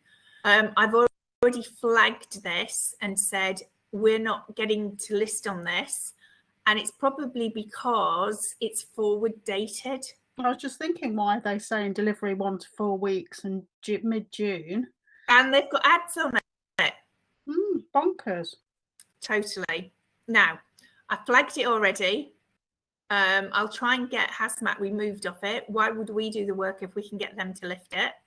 But there are other listings for these bundles. Just have a quick search. But that little trick of going on amazon.co.uk and finding all the brand new stuff that's just been listed will give you anybody else who's listed stuff on here. These are all in date order. So basically go and jump on some of the other listings that have gone on there. and you'll probably Amanda, find what did you put in your search bar? Sorry, I missed that to get just to this typed- page. I just typed Avon, darling, and then I changed Okay, it thank to you. new list arrivals. So it'll give me Okay, thank you. everything that's new. Now, don't be naughty and start hacking at their price. Just match them, because they've gone to all the trouble of putting these on. So if there is no profit in it, because obviously you're going to check them, you're not going to think, oh, well, they've put this on, there must be money in it. That isn't the case. And I did find a nice listing on here that absolutely wasn't the case. I'm just going to see if I can find it again. There you go. Oh, they've put the price up now. So this was 2 full sets of the body wash, the lotion, and the hand cream. So basically it's 6 products, and it was so it's $15.95 now. When they put this on, it was on at £8. So they were actually losing money. Now, if you look at the one next to it, it's $9.99, and they've only got 4 products, not 6.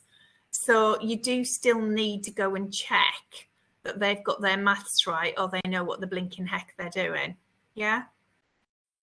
So here's some of the other bundles. There may or may not be Avon. There may be somebody else. So just go and match your pricing.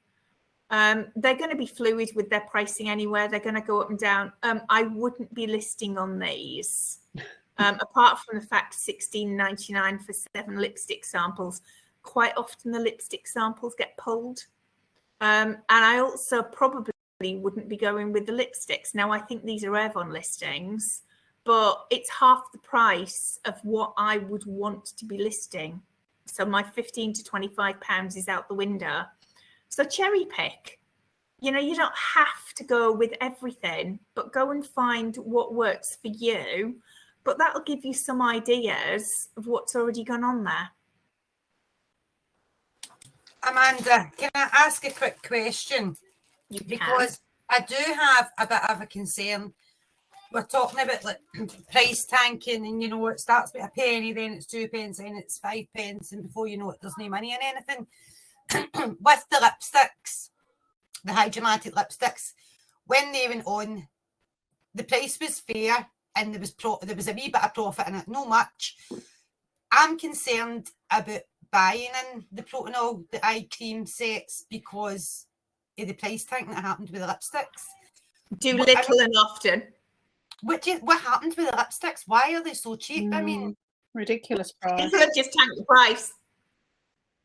They've just absolutely slaughtered the price. So I sat in a meeting with the new boss, Alex, and I basically said, thank you for my certificate for being the top lipstick seller. I said I used it as an exercise in how to take the buy box off Amazon with Merchant Fulfilled. I said, but I won't be doing it again. I was only making 10 to 20 pence profit on it as it was. So selling 900 lipsticks at 10 pence profit, I can sell 2 tubs of chocolate to make that. Thank you very much. So we need to have chats about basically Amazon and pricing, which I know we're not allowed to have. But with the eye cream, it's higher price, so you have more profit in it to play with. Look at the bundles rather than the individuals, and do it little and often. Don't go bonkers straight away. I mean, the lipsticks were great. They were flying. And then I think I went on holiday or something, and I came back and I thought, how have I not sold any of them? And then I seen the price and I just thought, that's crazy. I mean, people need to be spoke to be educated. And I mean, a lipstick that's cost, I mean, I think the cheapest you could get the lipstick for was like, it was £8 with your 32% off, and then they gave you an extra £1 off it. But I mean, they're selling it for £6 something. No. I've actually said, as I said earlier, that there were questions asked, and clearly what was promised hasn't been delivered. Clearly, some of those potentially could be similar people who are bringing it in the country. It could be people that just have shed loads of it sitting about now. But in terms of don't follow the sheep. Go and create your own destiny. And on generic listings at the minute, nobody can jump on it with you. It's just crazy, and it's kind of a bit off-putting because obviously Avon put all that money into advertising for the lipstick. They're obviously doing the same for the eye cream. At least the eye cream is a much more expensive product. So you've got a bit more to play with. We'll see. I might get a couple, but it is kind of a bit off-putting, you know, when you.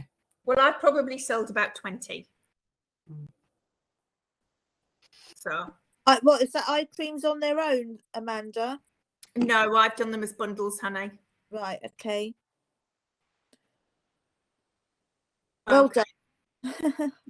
Hey, if it falls into my scope of what I want to do, so I know I want £15 to £25. I want to raise the value, which means I'm raising my profit, and that's my goal.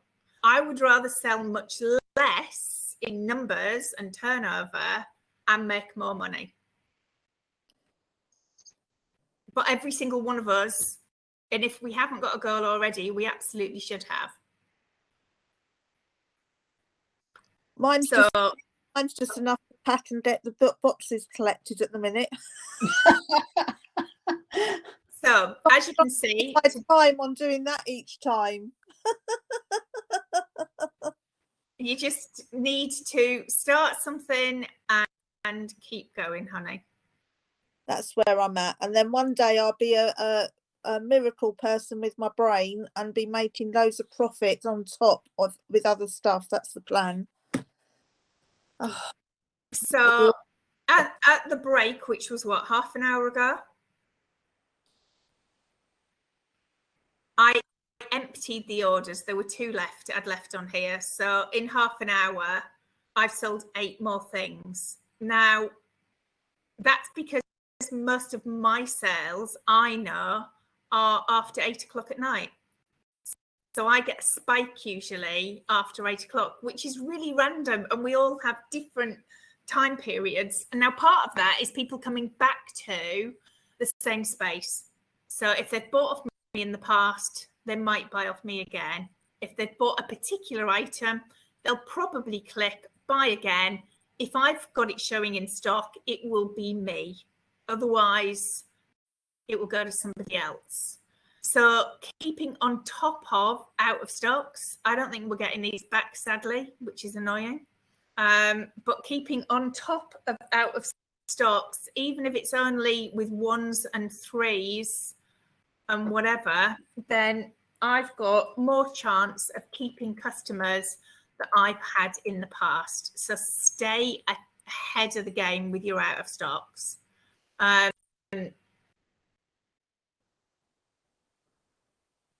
Yeah, it is just about looking after your customers, keeping them happy, and getting it in their hands as quickly as you can. So if Amazon is shipping it for you, then you're kind of in their hands, unfortunately. If you're shipping it yourself, I do 48-hour tracked. So that's my choice, and it seems to work for me. You know, we've had it in the past where we've skimped a little bit on the postage, but actually that's not where you should be doing it. Now, I do merchant fulfilled as well as Amazon fulfilled, so I've got a balance of customers. So those who have Prime, those that don't, I am geared up to ship stuff, so I know I don't have an issue on that. But you have a choice to make, and it might be that you're only ever going to let Amazon fulfill your stock. So you know that there's a difference between merchant fulfilled and Amazon fulfilled. None of you are probably going to go vendor fulfilled because you don't own a brand at the moment. If you do in the future, that's your call. Personally, I wouldn't recommend it, but that is, you know, the choices you have. But in terms of what you do have choices of, you can follow the sheep and list on everything that's already there, or you can create your own bundles. And there are videos out there, and I know some of you have done, but by picking products that people are already selling. So the idea earlier of bundling the hand gel with the sun cream is brilliant because both of those products already sell. So by making sure that it's in the titles and it's well written, your bundles have the opportunity to be seen quite quickly. Now, it may be that you put a bundle together with some of the new eye cream that everybody's being sent to from the huge amount of advertising that Avon are already doing. I recommend you find products that other people are not doing that may give you an edge. So those products are being seen, and it's going to help you if you do have some of your own listings, as well as being on some that other people are.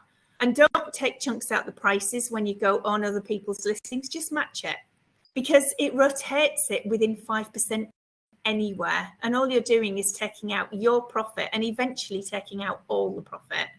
So it'll take you far longer to keep finding new listings all the time. Now, in terms of not getting banned on Amazon, the only time you're ever going to have an issue if it's products they don't like, or if you cock up and don't ship it. So there's lots of things that you can change and do something about, and shipping stuff is one of them. But in terms of Amazon suddenly deciding that a product that is in something you sell is no longer allowed on Amazon, you get the odd thing every now and again. It's highly unlikely you're going to get lots, but just be aware it can happen. The most likely reason you're going to get banned is if you're not shipping stuff quick enough. So you'd have to be doing an awful lot of that. The biggest way of messing that up is selling stuff you do not have. And if it goes out of stock or you can't get your hands on it and nobody else has got any, that's going to crucify your account and your metrics. So just be careful. And also sending messages to other sellers is a big no-no, especially when you're discussing price, which you absolutely should never do. So if other sellers have been a pain in the backside, if you know them, a gentle nudge elsewhere, but not through the Amazon shipping thing, it's down to you. But if you don't know them, it's just tough. Let them sell through. If you've got Sash, you can see how many they've got in stock anyway. Understanding what people want regularly is actually the biggest key to success in your business, and giving it to them as quickly as you can. Now, the buy box, which we've discussed, is Amazon deciding who they present to the buyer. If you regularly sell stuff, you regularly send it fast, or you're regularly in stock with something, you're going to get the buy box more often. So just stay ahead of the game to do that. Do you remember what small and light was? Yes. So it's products under what Size of price? your box. Under £10. Perfect. And it's under a certain size as well. If you're using the large letter boxes, then you're not far short. It's actually slightly bigger than that. But they've moved where it is, and it's a lot easier to find now. So if you just go to your little hamburger on the left, and you go down to growth and explore programs, they've made this much more simple to find. You used to have to go search for it. Now, the program you want is a fulfillment program, and it's small and light, and it's just there. So it's dead easy. And then your enrolled products is just a tab. So go and find all of the ones in your, if you just have this open twice, find everything under a tenner and check on quick enroll, and it's the SKU, not the ASIN. So the SKU is what you've called it, or if you were too lazy to bother about it, it's what Amazon's given you. So it's very simple to find now. So just to remind you that again, it's your little hamburger here, and then you're going to go down to growth, explore programs, which is the second one down, and then it's just fulfillment. So there you go. You've got your small and light there. So do you still have, sorry to interrupt. I beg your pardon. I'm talking out loud. Sorry. You're fine. Do you still have? Oh, I've just done small and light once. Twice I've done it. If you've enrolled it already, you don't need to enroll the same product every time. You only need to do it once. When you come to quick enroll, it will tell you this one's already enrolled. Right, okay. Because this is new since I did it. It's moved. Yeah, they've made it easier, which is great. Yeah. But if it's already enrolled, it'll tell you. Okay. I look forward. And if it's not eligible, it'll tell you that as well, and it'll tell you why. Yeah. So that's much easier to find, isn't it? Yeah. But this is savvy selling. As is, if something doesn't quite work on the numbers, do it as a minimum order of 2 or 3. So it will let you do that too. Now, one of the things I showed you 10 minutes ago about finding products to sell, if you can help somebody and it's products people need and want more often, then that's a great place for your business, because it means you're going to be selling more because they need it and want it. Now, varying times of the year, you're going to find certain things are wanted, and then all of a sudden they go bonkers for something. And that's probably because an influencer or the TV or something has said, by the way, this is the bee's knees. So the chances are, if all of a sudden you're selling a load of something, there's a couple of reasons. Either somebody's mentioned it somewhere else, everybody else is run out, or your price is too low. They're one of the main reasons why all of a sudden you're having a run on something that you've not normally have. Now, if it's the pricing thing, because you've held out with your price, go and put your price up, because the chances are it's an out of stock product that's not coming back. Jane, did you have a question? Yes, my darling. How do we find out what's trending? I think there's certain apps or something you can use to find out that'll help you. So on here, you'll get, as a brand new seller, you'll get emails from Amazon that will point you to stuff that's selling. But it's the sales rank. The lower the sales rank, the more are selling. So you can actually see from here on your reports when you've been selling for a while, and it will give you other things to sell as well. But in terms of your Avon stuff, just go straight through SAS and start putting different products in and see how low the sales rank is. So the lower the sales rank, the more are selling. The higher the sales rank, fewer are selling. So you need something in the middle, because if lots are selling, it's probably pushed the price right down and your profit margin. If very few are selling, it's because the price is too high, or there's not a lot of sales on that particular item anyway. If you're getting something in the middle, you're getting a mid price, you're getting a mid range in sales, but you're probably getting slightly more profit. Does that make sense? Yes. You can see what's trending across the board of what is being sold on Amazon, and you can just search what are the top 50 products in beauty, and it will tell you. But frankly, you've then got to go and search them and go find them to see if you can get them at a profit. But the lower, the ones that are selling the most, you've got very little profit in.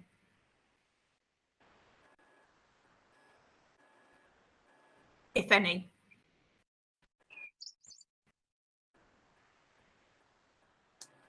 So I mentioned a report earlier. I've actually given myself a video to do tomorrow for the reports to help you.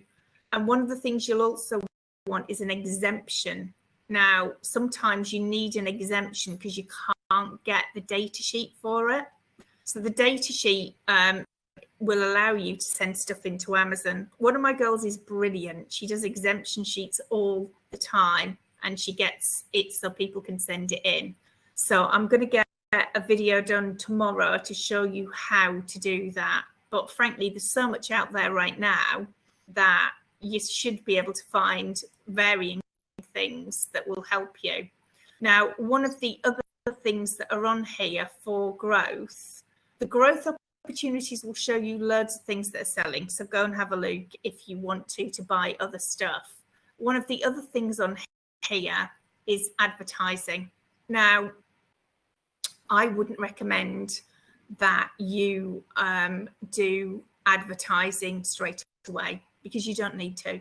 Most of the stuff you're selling is already being found.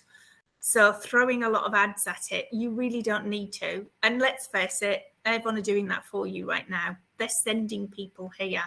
So if you have an across the board mix of different things, the chances are, especially if hiding at the back of your shelf, you've got stuff they've discontinued, make sure you price it so that you're making some money on it.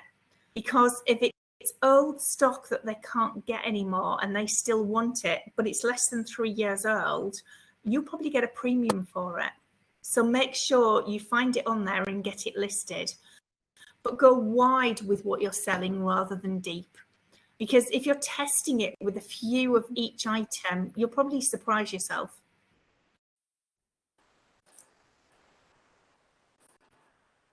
Now, brand registry is something, as I said, none of you are going in right now. Avon have done it in a big way. Whether they're still doing it a year down the line, I don't know. But they're there right now. And actually what they're doing is actually helping us. It's putting better pictures, better video, stuff that's being found in the searches. And they're putting a whole heap of content out there that can only help our sales. So whether it'll hit us with the dry oil, that remains to be seen. I am watching it and I have put my 2 penneth in with it, but they're not really doing bundles particularly, although they have done a few on the serums, which has been quite surprising. Now, I am keeping my eye on what they're going to do with the dry oil, and I don't imagine they're going to do it in May, but July is the next time when they're actually bringing more products to market. So it'll be interesting to see. As soon as I've got the list, I'll put it up anyway. But go through the list they've already put out there, because there are things on there that people are not taking advantage of. So why shouldn't you? Now, finally, one of the things I want to mention is getting paid. There was an email the other day about changes. Now, it used to be that it was when it was shipped and then on a rolling basis. It's going to be when it's received, and they're going to do it on tracking. So if you're not doing tracking, then you need to. And it's going to be on a rolling 2 weeks. Now, I don't know whether that's for everyone, but my account hasn't been on a rolling reserve forever. Probably, 5 years, 6 years, but any brand new accounts are. Now, what that means is your balance here will actually, oh, somebody's bleeping me. So it will actually have a reserve. So you can see deferred here. You're not sharing, Amanda. I'm not sharing again. Let's just start again. Now I am. Yes? Yeah. So this little bit here, so my deferred is actually due to invoicing. So these are business buyers who have bought. Now that's going to start getting bigger. Now, normally you guys are on a 2-week rolling reserve as a brand new one, but it could be longer. It could be up to 90 days, and that's scary. It's more likely going to be 30, but as I said, it is changing the 1st of July, I believe. Now, you should be able to see in this what all of this is made up of. So you've got refunds, you've got shipping charges, you've got Amazon fees. So this should tell you what it is. Now, I use something called A2X, which stands for Amazon to Zero. And what it makes of all this nonsense is exactly how that is made up. It tells me how much for sales, how much for advertising, none, as you can see. But it will actually match it to the payment that hits my bank account. And it basically does most of the accounting for me. I can actually draw down every day, as long as it's within a 24-hour period. And I do quite often, unless there's a reason why I'm not. So after, I'm not sure if I can do it yet, but after 10 o'clock at night, I'll be able to download that because I did it yesterday. So you'll have a rolling reserve of what you can download. And when you get to that point, take it. But every time you do it, it then knocks it out by 2 weeks, but you'll still be able to draw it down before then. But you need to prove to them that you're sending in good products and that they're what the customer wants. And if you're merchant fulfilling it, they're actually getting it quickly. Unfortunately, sometimes they do rely on the fact that you're getting feedback. So one negative feedback will totally stuff you because it's based on a percentage. You need to stay ahead of the game and always put something in your orders that says, if there are any issues, please get in touch and we will do what we can to resolve it. Don't then put shed loads of please buy my stuff elsewhere.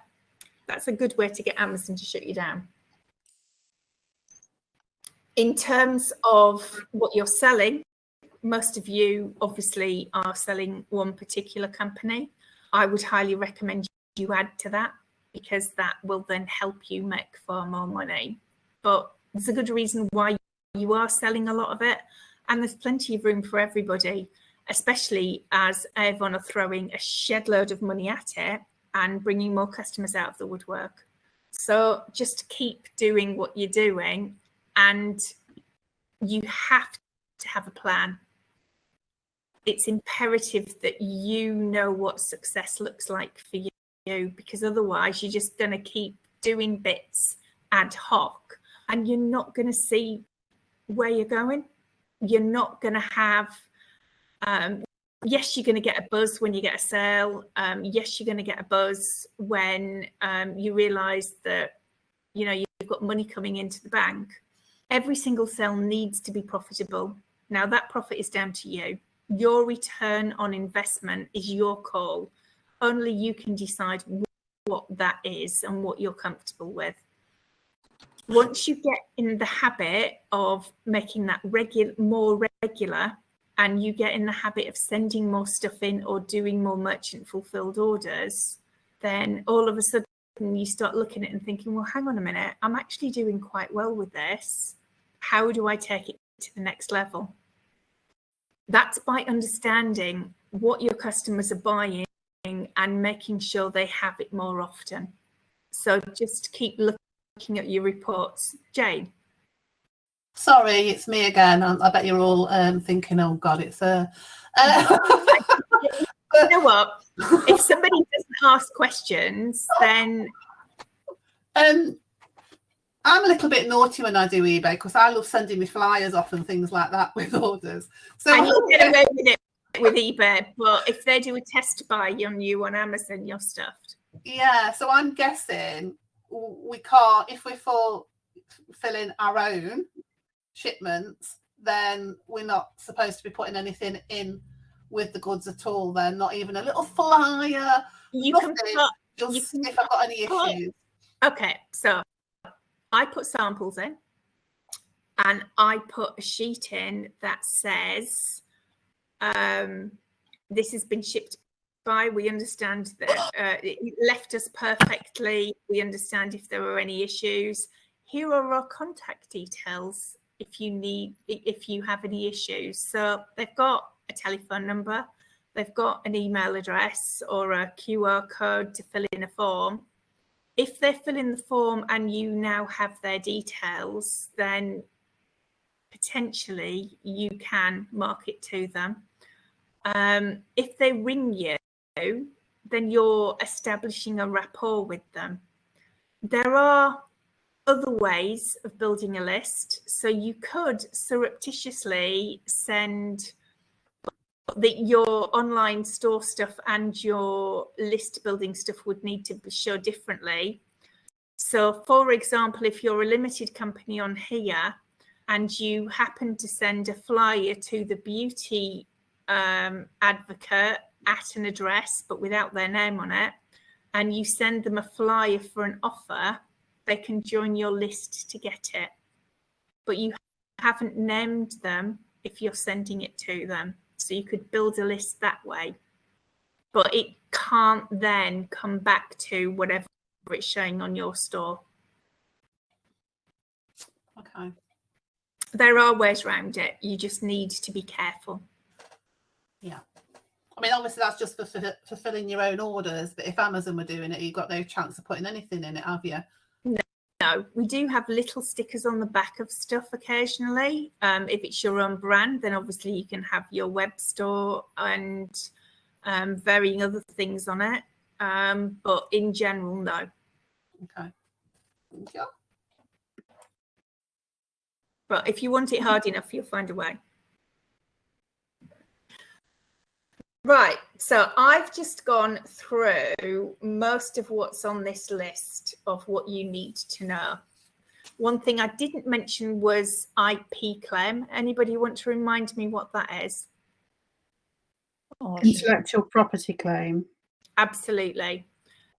So this is one of the many ways that people try and get free product. They know full well if they say, this is my IP, you shouldn't be listing on it, or this is a fake, or there's lots of different things. But the IP one is somebody trying to hold on to a listing.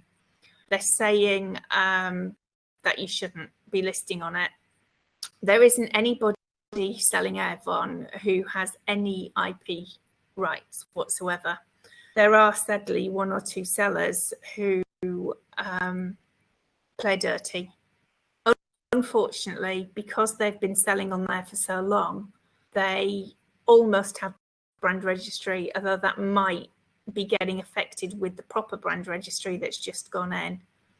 If you get an IP claim, all you have to do is upload your invoices and it should be removed. If they've changed it to their own name, point them in the direction of the brand's main website and say they don't owe the IP to this. If the claim is fake, it's because they want free product. And again, you need the invoices to get that pulled. But in general, it's a very tiny percentage. If you get quite a few in a week, you're unfortunate. The biggest issue that we have with the products that we're selling are it's out of date.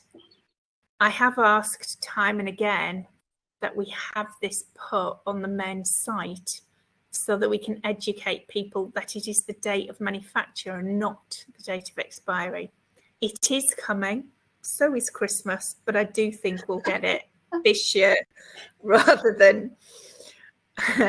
I do think it is of importance now. We have got somebody actually looking at doing it for us.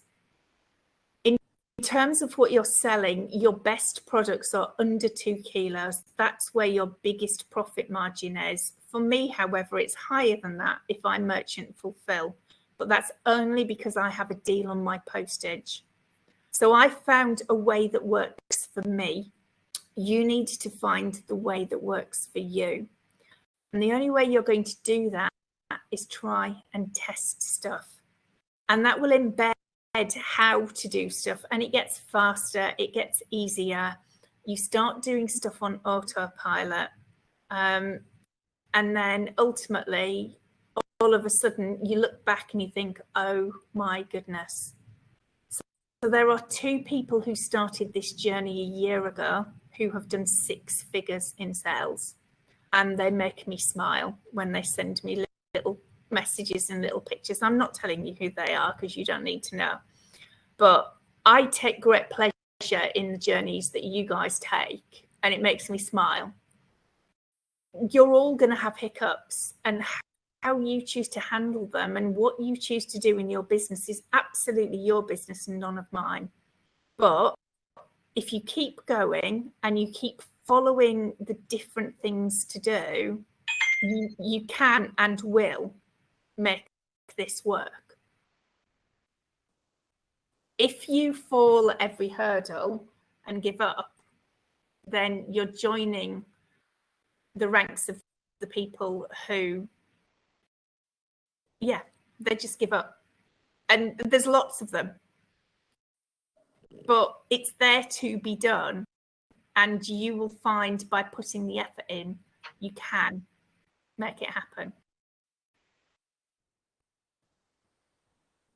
Okay, I've waffled forever. Do you want me to turn recording off, or do you have questions, or what would you like? You can see somebody smiling. Nope, the six-figure peoples are not on this call. Yet. Not yet. Not yet, Gemma. Are there? Bloody coming for you. The six-figure club. Bloody too right. No, damn right. We'll have seven-figure club if you don't mind. I'm a three-figure club. Sorry, you're a three-figure. Hey, that's a start. Blue pens. You know what? I'm going to stop recording.